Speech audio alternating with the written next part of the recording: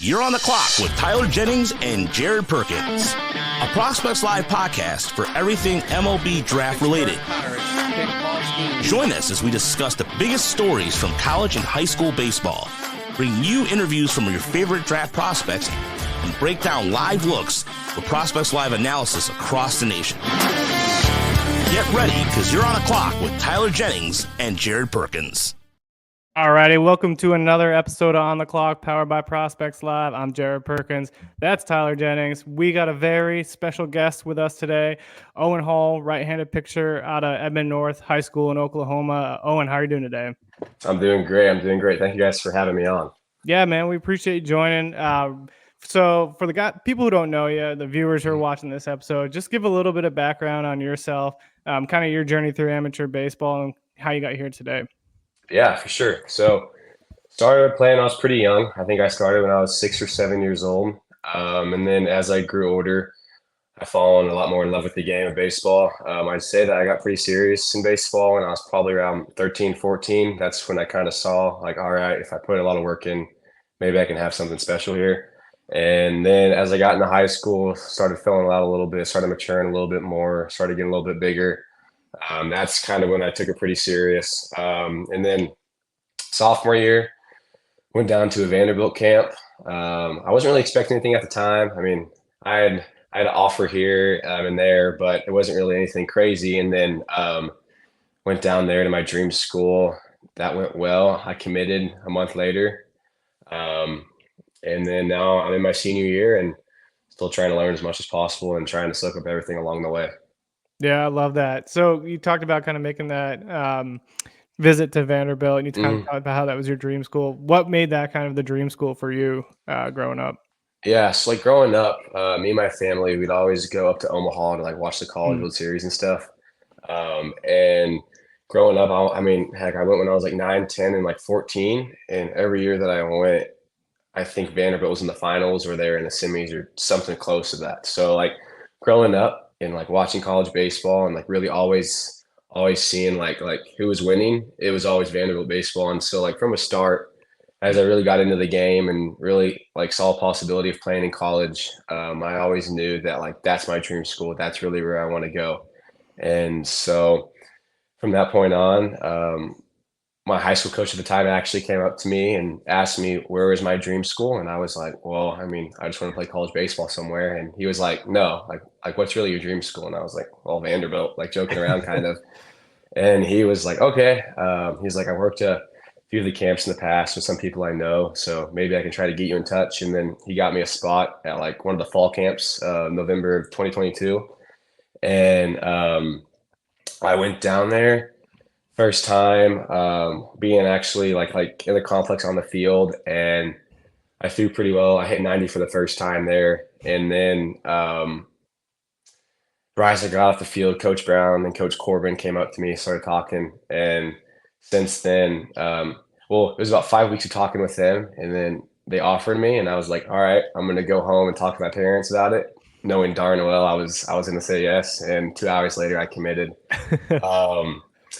And yeah, I mean, I haven't looked back since. I mean, it was a pretty fast process for me. I mean, I committed fairly early, I guess you could say.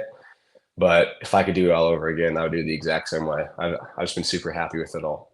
Yeah, I love that. I mean, you think about all the electric arms that's coming out of Vanderbilt, and probably when you're going to Omaha, it's just like what Jack Leiter, Kumar Rocker, all those guys. Kumar. Yeah, it was just stupidly absurd. It was awesome. That's awesome. Tyler, turn over to you. I was going to say, Sam Highfield, 3 hits off of Kumar Rocker in 2021. Never forget. Yeah.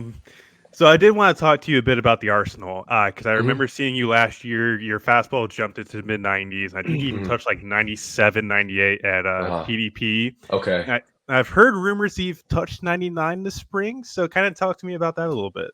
Yeah, so the spring's been pretty good.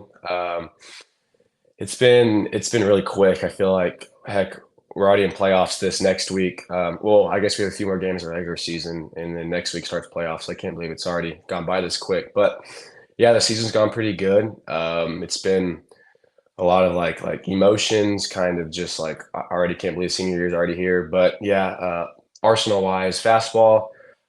So that 99 was on the pocket radar, so I'm not sure if we're really gonna I'm not sure if we're going to count that, but last outing I was like 95, 98. I think I hit 98 3 or 4 times. So been up there, but I'm not sure if I'm going to count that personally on that pocket radar. But um, if you want to say it, then I'm totally good with that. But yeah, so I got fastball. I mean, it's my favorite pitch. It has a lot of life on it. It's something that me and my pitching coach have really worked hard on over these last few years. And then I have I'd call it a cutter. It really ranges. If I'm throwing it hard that day, it can be like 90, 92. If I'm have a little bit more shape on it, it's probably like 86 to 88. I really enjoy throwing it. It's a really good strike thrower. Nope.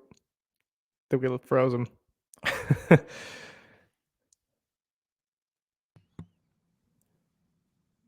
Oh, yep. I think the internet may have gone out. Yeah.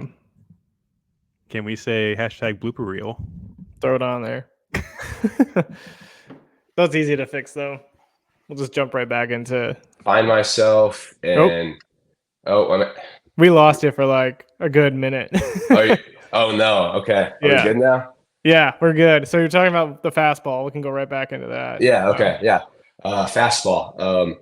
Fastball. It's one of my favorite pitches. I throw it quite a bit. I try to throw it early, late in the counts. I mean, it gets on people pretty quick. It has a lot of like vertical rise, I would say. A lot of vertical run up on it, but it gets on you quick. I love to bully people with it.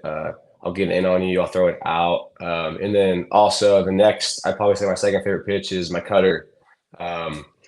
Cutter, it's new this year to me. I mean, I'd probably say I threw like a variant of it towards the end of the summer, but the start of this spring, we actually decided, all right, let's listen to your arsenal. It's like 88 to 92 if I'm throwing it pretty hard that day. If not, it's like 86 to 88.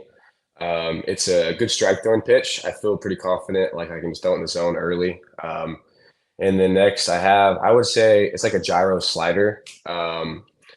That's been good with me so far. I'm getting more and more comfortable with it throughout the spring. If I throw it good, it's one of my favorite pitches, but it's just one of those things where like I just got to be all in on it and not like try to baby it or anything like that. And then finally, I got my changeup. I throw a split changeup, so I guess you could almost call it like a splitter.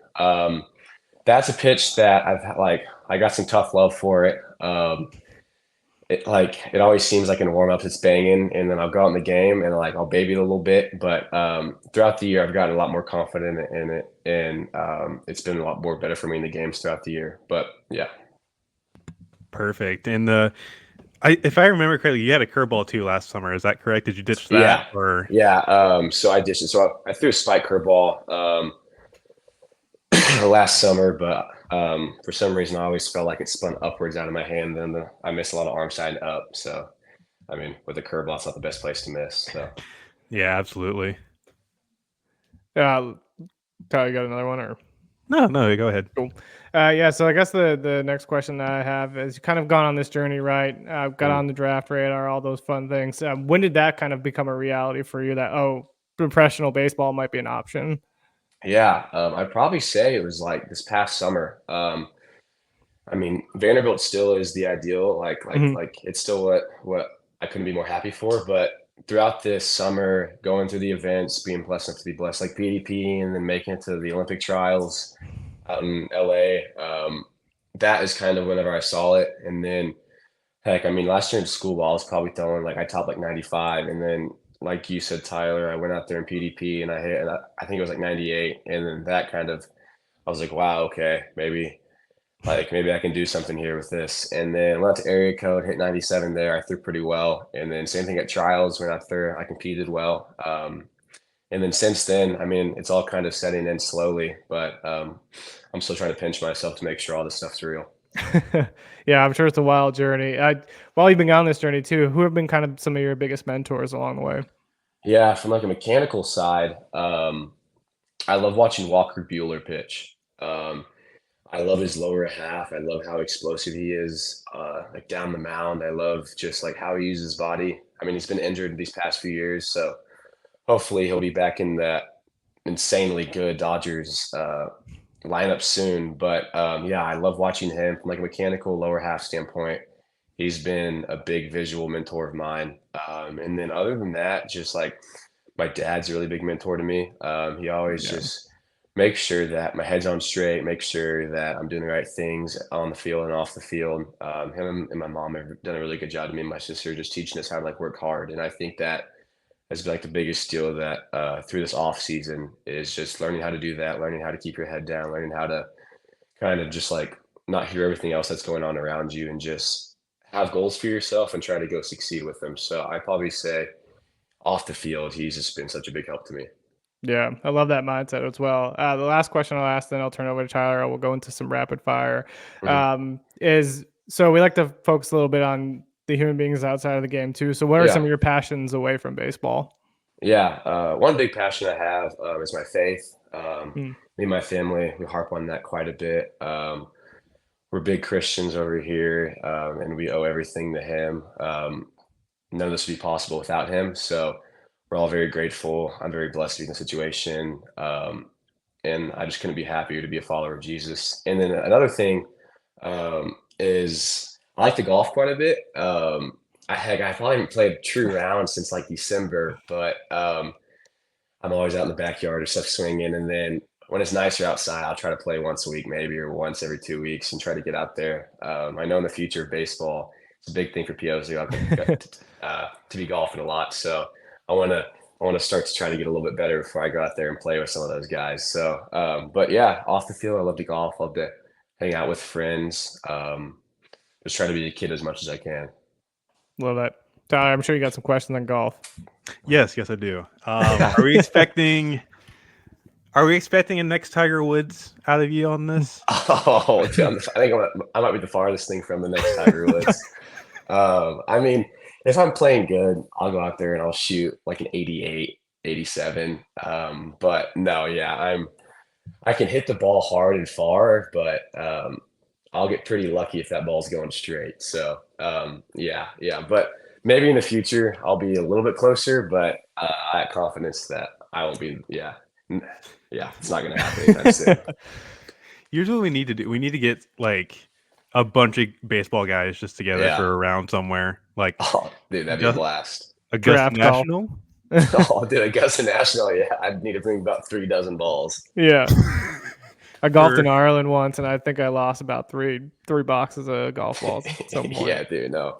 Augusta courses are insane when you get to those things. Oh, I bet, yeah.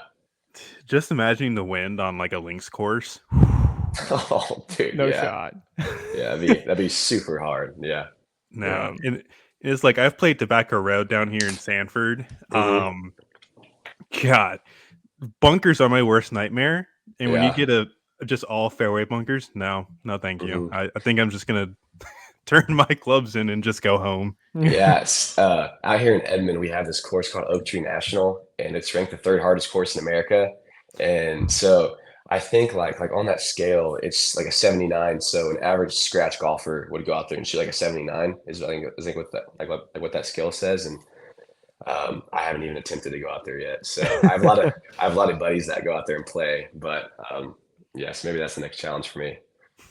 There we go. Cross it off the bucket list. Yeah, no kidding. We're going to roll into some rapid fire questions, just some more fun questions to end the show. First question is, what's the go-to MLB team for you? Go-to MLB team? So growing up, I was always a big Astros fan. And then, I mean, growing up, they're always not too hot, and then they gotten that hot streak there these last like 5 or 6 years. So it's been really fun to watch them. That's awesome. Go-to restaurant in your area? Go-to restaurant in my area, I'd probably say Cane's. I'm a big Cane's guy. Yeah, I could eat there 5 days a week if you asked me to. Love it. I literally, I had in my head, it's like Cane's. It's got to be Cane's. No, dude, yeah. The box combo, no salt, extra toast is my thing. I love it. Love it. Go-to sport outside of baseball? I'd probably say golf. Golf or basketball. Yeah, it's a lot easier to play golf in season than it is for me to go out there and play basketball. So, I'd say golf. Love it. Tyler, you got any rapid fires before we wrap it up? Yeah, I'm going to ask this because I've done both of these trips in the past like 2 weeks. Would you be a going to mountains kind of guy, or are you a beach kid at heart? I like both of them. I'm a pretty fair skinned kid, so the beach doesn't treat me too fairly. But I I'm mean, right there with you. yeah, It's yeah. awful. But I'd probably say the beach though. Yeah, I go to the beach over the mountains. Oh, okay.